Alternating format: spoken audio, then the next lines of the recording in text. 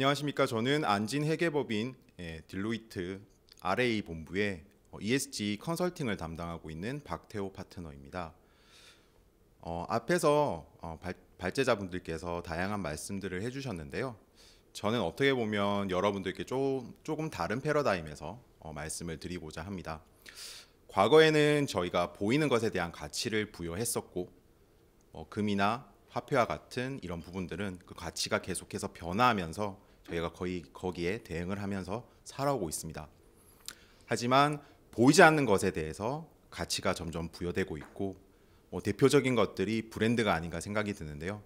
저는 오늘 보이지 않는 탄소라는 것에 가치가 부여되면서 새로운 시대의 변화가 일어나고 있는 내용에 대해 말씀드리고자 합니다. 그러면 저는 오늘 기후변화와 탄소 중립과 관련된 교육을 보시는 바와 같이 최신 동향과 탄소 중립에 대한 새로운 시작이라는 새로운 패러다임에 대해서 말씀드리고자 합니다. 기후변화에 대해서는 오래전부터 많은 사람들이 이것에 대응하고 적응하고자 노력해 왔습니다. 그리고 지난 10년 동안 다양한 국가에서 이 기후변화에 대해서 어떻게 하면 대응을 하고 해결해 나갈 수 있을지에 대한 부분들을 많은 고민을 통해 다양한 대응 방안을 수립해 왔습니다. 하지만 이 기후변화라는 것이 생각보다 쉽게 해결될 수 있는 문제가 아니었고, 그러다 보니 다양한 방식의 협력적인 활동을 통해서 문제를 해결하겠다는 움직임들이 많이 일어났습니다. 보시는 것처럼 아리백이라고 해서 신재생 에너지로 100% 전력을 공급하겠다라는 어떠한 움직임, 그리고 TCFD와 같이 기후변화에 대한 재무적 영향을 공개하겠다라는 협의체가 만들어졌고, 또 하나 SBTi처럼 온실가스 배출량을 과거의 가시적인 성과를 기반으로 공개하는 것이 아니라 과학적 기법에 따라서 명확한 목표를 설정하고 실현 가능한 목표에 대한 검증을 통해서 외부에 선언하는 방식을 이니셔티브 활동을 통해 추진을 해오고 있습니다. 특히나 유럽을 중심으로 해서 탄소 중립에 대한 선언이 계속해서 움직여졌었고, 19년에 EU는 공동적으로 탄소 중립을 선언했습니다. 그리고 알고 계신 것처럼 바이든 대통령이 취임하면서 탄소 중립 2050년까지 미국은 탄소 중립을 하겠다고 선언했고요. 일본도 마찬가지로 2050년, 중국은 2060년에 탄소 중립을 선언했습니다. 그리고 저희는 2020년 10월에 2050년까지 탄소 중립이라는 선언을 했고요. 지금 현재는 그 관련된 추진 계획과 로드맵을 발표하면서 구체적인 계획을 수립하는 단계에 있습니다. 그리고 과거 배출권 거래제를 통해서 유상 할당에 대한 배출권 거래는 계속해서 활성화되고 있고, 이에 따라서 과거와 다르게 탄소 가격은 지속적으로 상승하는 추세에 놓여 있습니다. 그렇다면 이 기후변화에 대한 심각성 얼마나 여러분들이 잘 알고 계신지 한번 여쭤보고자 합니다. 지금 현재 저희가 아무런 저감 활동 없이 현 추세대로 계속 지속이 된다라면 전 세계의 평균 온도는 약 4도씨 이상이 상승할 예정에 있습니다. 이럴 경우에는 해수면이 약 1m 이상이 상승하게 될 거고, 남태평양에 있는 섬나라들은 거주지를 잃게 되는 그러한 비극도 연출될 예정입니다. 또 하나, 기사를 통해서 많이, 뉴스를 보도를 통해서 많이 알고 계신 것처럼 전 세계는 지금 폭염 현상에 노출되어 있고, 이러한 폭염 현상은 특정 지역과 특정 구역을 특정하지 않고 전 세계적으로 산발적으로 일어나고 있습니다. 또 하나, 강수량과 관련해서는 어떤 지역은 폭우로 고생을 받고 있고 어떠한 지역은 가뭄을 통해 고통을 받고 있는 현상들이 벌어지고 있습니다. 또 하나, 해양은 상성화를 통해서 해양 생태계가 파괴되는 현상들도 만약 우리가 저감 활동 없이 계속 이 현 추세를 유지해 간다라면 이러한 기후변화의 심각성은 계속해서 발생하게 될 예정입니다. 하지만 많은 정부와 어떤 지도자들의 어떤 노력, 이런 것들을 통해서 지금 현재 저감 대책이라는 것들이 계속해서 마련되고 있고, 현재는 지구 평균 온도를 1.5도씩까지만 상승시키는 방안을 도출하고 있습니다. 그 목표가 신기후 체제라는 부분이고, 탄소 중립을 통해서 이를 실현하겠다라고 각국 정부와 지도자들이 발표를 하고 있는 상황입니다. 그렇게 됐었을 때는 기후변화는 단순히 리스크가 아니라 새로운 사업적 기회가 될 수 있습니다. 탄소를 줄이기 위한 다양한 기술 개발, 대표적인 것이 탄소 포집과 관련된 내용이겠죠. 이러한 부분에 새로운 비즈니스가 만들어질 것이고, 저감 대책이나 정책들을 실현하기 위해서 많은 기업들은 탄소 저감을 위한 투자 활동들을 진행하게 될 겁니다. 이러한 부분들은 향후의 기후변화의 심각성에 따라서 분명히 변화될 예정입니다만, 지금 현재 움직임대로라고 한다면 저감에 대한 부분들 충분한 공감대를 통해서 계속해서 진행되지 않을까 생각이 됩니다. 그렇다면 기후변화에 대해서 조금 더 자세하게 한번 다뤄보겠습니다. 이 기후변화라는 것이 우리에게 어떠한 위험 요소로 작용하게 되는지에 대한 부분은 보시는 바와 같이 전환 위험과 물리적 위험 두 가지로 크게 구분해서 설명드릴 수 있습니다. 먼저 많이들 알고 계시는 것이 물리적 위험일 겁니다. 극심한 기상 이변에 따른 피해, 이런 것들은 분명히 재무적 영향으로 측정이 가능한 부분입니다. 또한 만성적으로 특정 지역의 강수량의 패턴이 변화되게 되고, 온도는 지속적으로 상승하게 되고, 해수면도 상승하게 됩니다. 이러한 부분들은 물리적인 위험을 통해서 재무적인 가치로 연계될 수 있는 부분이라고 생각이 됩니다. 또 하나는 기후변화 때문에 저감 정책을 통해 에너지 전환에 대한 부분들이 새로운 위험 요소로 작용할 수 있습니다. 특히나 각국에서는 이 기후변화에 대한 저감을 정책과 법률화를 추진하고 있습니다. 그렇게 되면 강제성이 발효되게 되고, 각 기업이나 정부에서는 그 관련 저감 기준을 따르기 위한 노력들을 해야 합니다. 또 하나 저감 기술에 대한 부분들도 굉장히 발전하게 될 겁니다. 다만 발전하는 과정에서 신기술 개발에 따른 투자 실패, 이러한 위험성도 있고, 또 전탄소 기술 개발이라는 부분들에 있어서 기업들이 이를 도입하기 위한 비용적인 측면도 리스크가 될 수 있습니다. 또 많은 사람들이 친환경에 대해서 관심을 가지게 되고, 친환경에 대한 프리미엄을 제공하고자 합니다. 다만 이러한 프리미엄이 지속적인 원재료가를 상승시키게 되고, 일정 부분 상승세가 도달했었을 때는 오히려 소비자들의 구매 패턴이 변화하는 현상까지도 벌어질 수 있습니다. 이러한 것들도 하나의 리스크가 될 수 있고, 마지막으로 저탄소 사회가 전환됨에 따라 과거의 화석연료를 기반으로 했던 산업은 안 좋은 기업, 친환경 기업이 아니라는 낙인 효과가 생길 수 있습니다. 이러한 부분들도 소비자들의 부정적인 평가를 통해 구매에 영향을 줄 수 있는 부분이기 때문에 또 하나의 리스크가 될 수 있을 것 같습니다.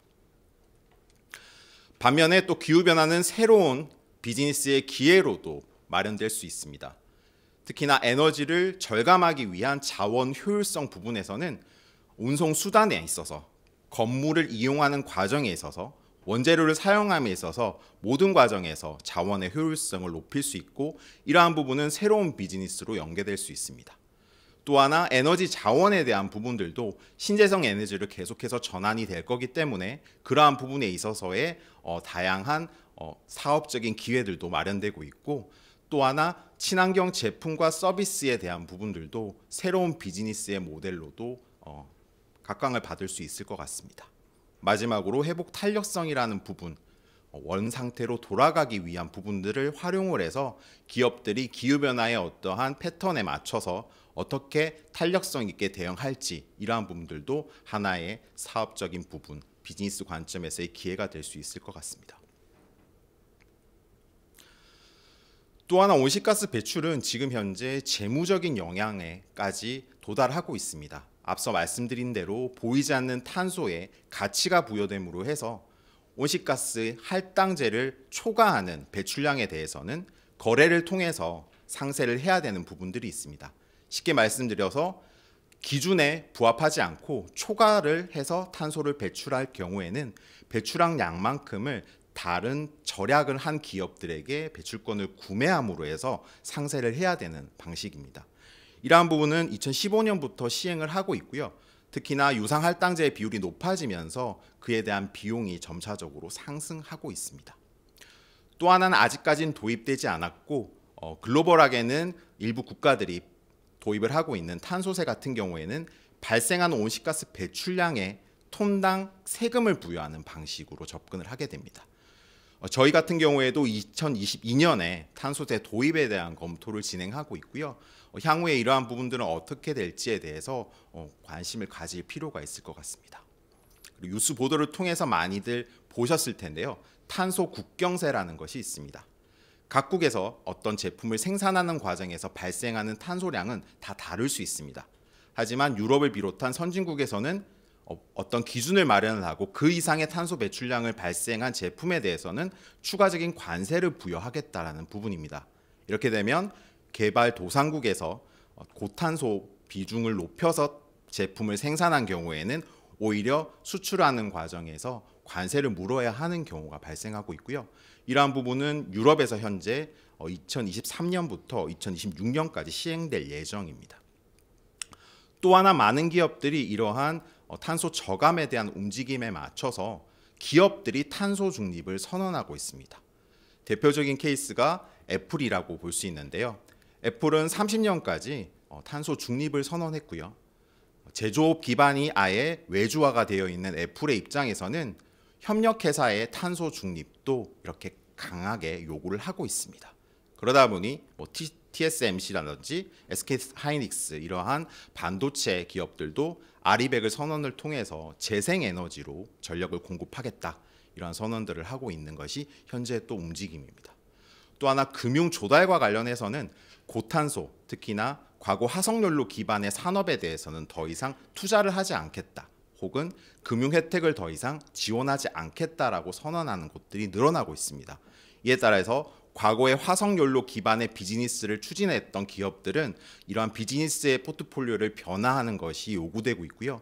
특히나 각 국가, 지자체별로는 탈석탄 동맹이라는 것을 통해서 이러한 부분에 대한 법제화나 강력한 규제화를 추진하고 있는 상황입니다. 그리고 유럽을 중심으로 한 탄소 국경세는 보시는 바와 같이 미국에서도 현재 검토 중인 단계입니다.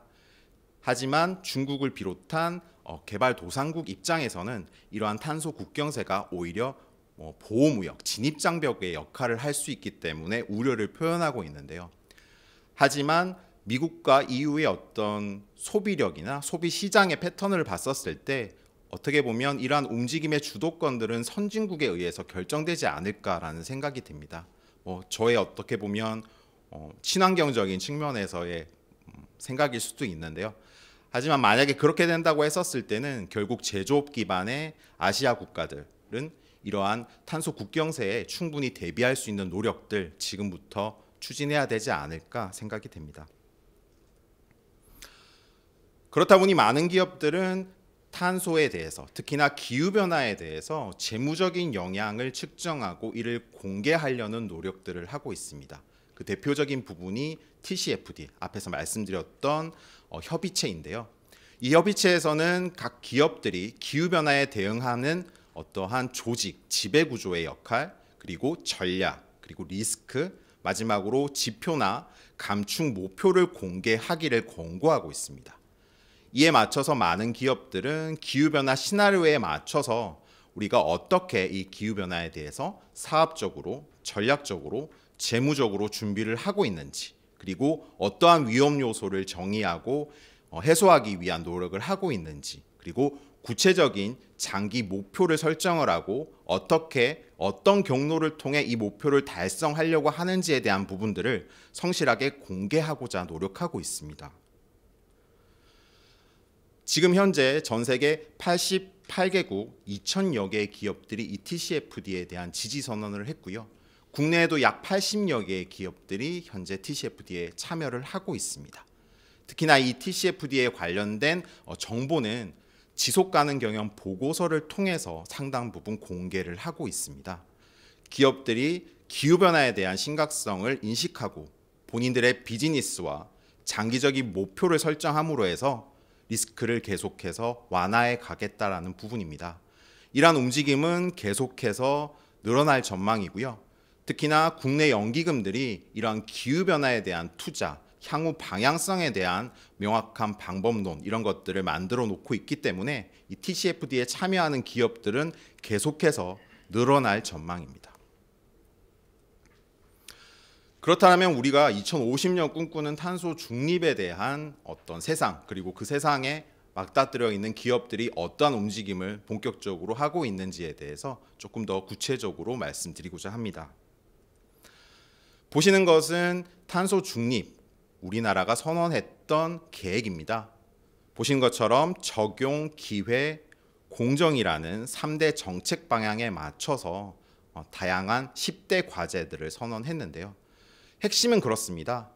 규제를 통해서 고탄소 사회에 대한 개선을 하고, 금융에 대한 혜택을 통해 저탄소 사회를 위한 전환의 움직임을 활성화할 겁니다. 그리고 정부 주도와 투자를 통해서 저탄소를 위한 기술 개발에 박차를 가하고, 마지막으로 국제협력을 통해서 이러한 부분에 대한 공감대를 계속해서 만들어 나가겠다는 부분이고요.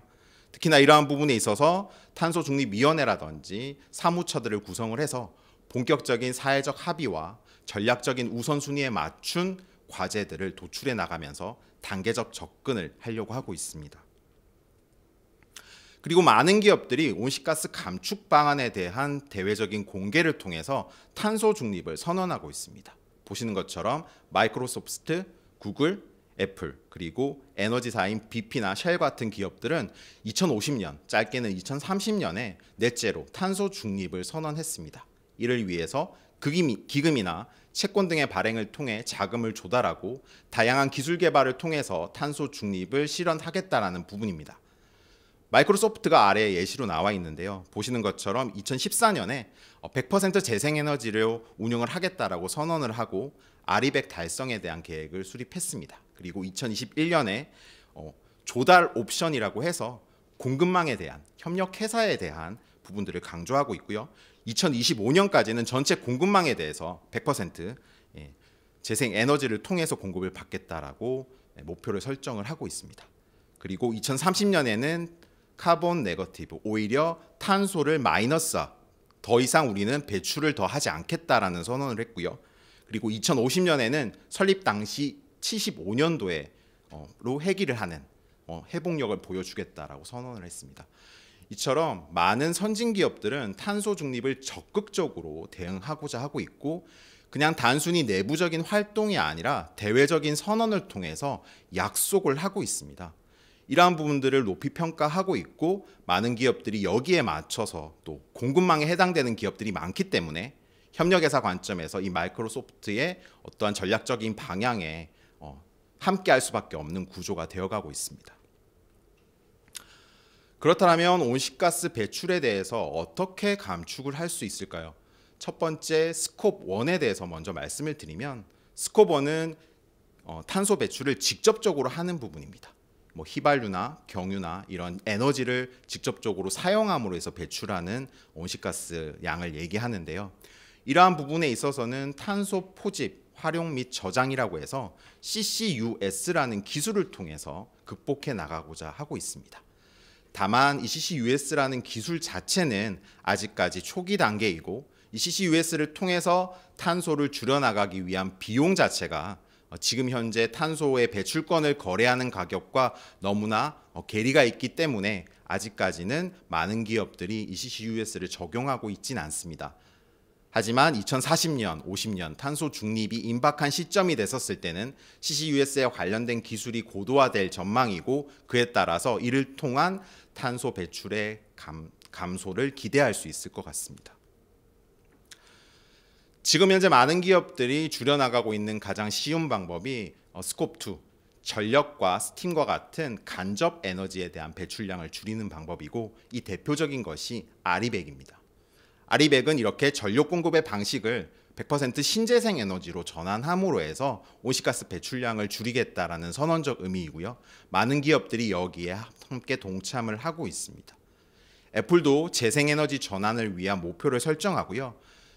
협력회사, 특히나 제조업 기반이 없는 애플이기 때문에 전 세계에 있는 협력 공장에 대해서는 직접적인 투자 방식을 통해서 재생에너지를 적극적으로 도입하고 있습니다. 또 하나, 협력회사에 대해서 인증 방식을 도입해서 특정 협력회사들은 재생에너지로 전환하는 것들에 대한 인증을 통해서 협력사를 계속해서 유지하고 지원해주는 방식으로 운영을 하고 있습니다. 그러다 보니 애플이 탄소 중립을 선언하게 되면 애플의 하위에 있는 다양한 협력회사들, 전 세계 수많은 협력회사들이 탄소 중립을 선언해야 하고 아리백을 추진해야 되는 상황이 벌어지고 있습니다.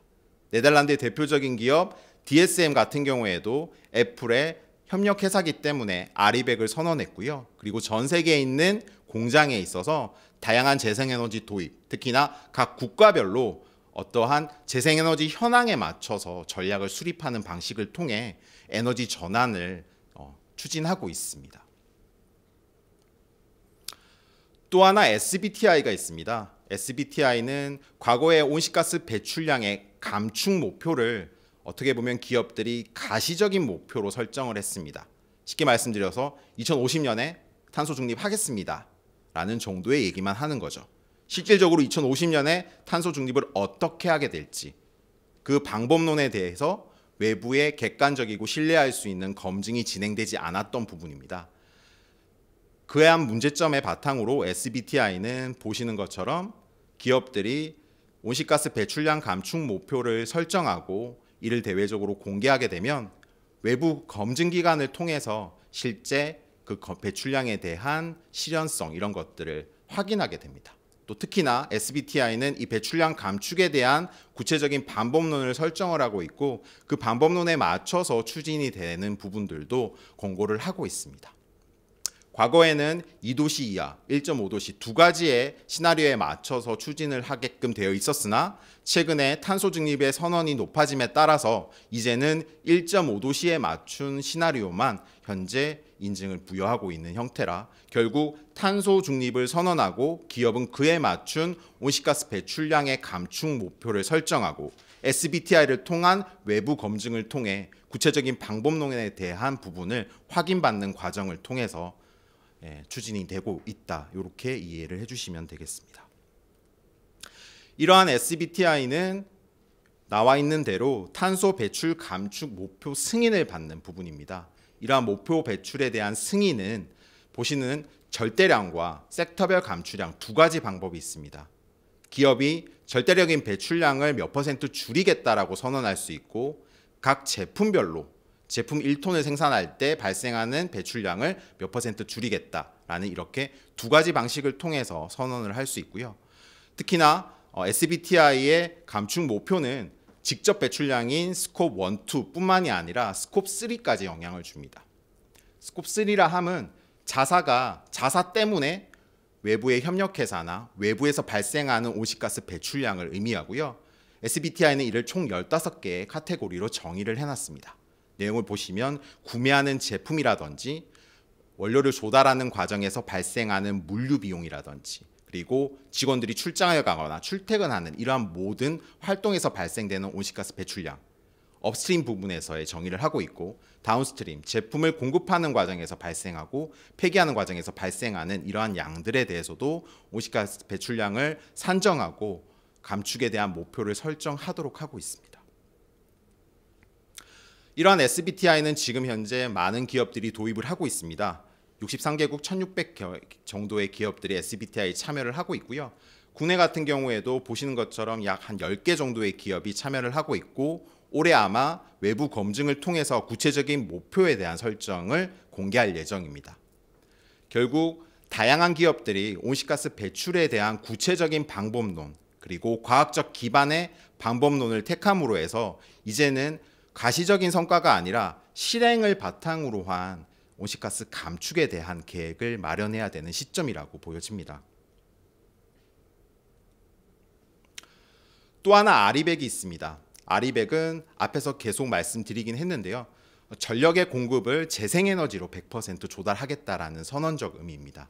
특히나 과거에는 화석연료 기반의 에너지의 어떤 비용 그리고 현재 화석연료에 대한 부담감이 계속 증가하고 있고 신재생 에너지가 과거에는 화석연료에 비해서 경제성이 굉장히 부족했습니다. 하지만 풍력이나 태양광이 점차 경제성이 개선이 되면서 아리백을 선언하는 아리백에 대한 관심들이 높아지고 있고 앞서 말씀드린 글로벌한 선진 기업들이 공급망 내에 아리백을 선언함으로써 관련 협력회사들이 재생에너지로 전환해야 되는 요구가 증대되고 있습니다. 특히나 블랙락을 비롯한 국제적인 자산 운용사 국민연금을 비롯한 연기금들이 이 투자자 관점에서 탈석탄을 선언하고 있고 또 아리백에 대한 공고를 계속해서 하고 있습니다. 이러한 부분들의 움직임에 맞춰서 많은 기업들이 재생에너지를 통해서 전력을 조달하겠다라는 계획을 수립하고 있습니다. 특히나 이러한 아리백은 클라이밋 그룹과 CDP라는 기후변화 관련된 평가를 운영하는 이니셔티브가 함께 공동해서 운영을 하고 있고요. 이 아리백을 선언하기 위해서는 전력 사용량이나 자회사와 같은 커버리지, 범위에 대한 설정이 필요하고 그리고 목표도 구체적으로 제시를 해야 합니다. 제시하고 있는 목표치는 30년에 최소 60%, 40년에는 90%, 50년에는 100%로 재생에너지로 전환해야 되는 부분이고요. 특히나 재생에너지를 각 국가별로 어떻게 조달할지에 대한 구체적인 방법론을 제시해야 하고 연간 단위로 어떻게 우리가 운영을 하고 있는지에 대한 부분들을 보고해야 합니다. 특히나 이러한 부분들의 계획에 문제가 있다거나 애로사항이 발생했었을 때는 관련 이니셔티브에 그러한 관련 내용들을 투명하게 공개해야 되는 의무사항들이 있기 때문에 아리백은 단순히 선언만 하는 문제가 아니라 선언 이후에 실질적인 아리백을 실행하는 부분들이 뒷받침되어야 합니다. 특히나 아리백은 보시는 바와 같이 전 세계 약 300여 개의 기업들이 참여를 하고 있고요. 대부분은 북미와 유럽에 포진되어 있습니다. 아직까지 제조업 기반의 아시아 국가들은 참여도가 높진 않지만 계속된 강조 그리고 기후변화에 대한 심각성이 높아지게 됨에 따라 아시아의 제조업 기업들도 많은 참여가 예상됩니다.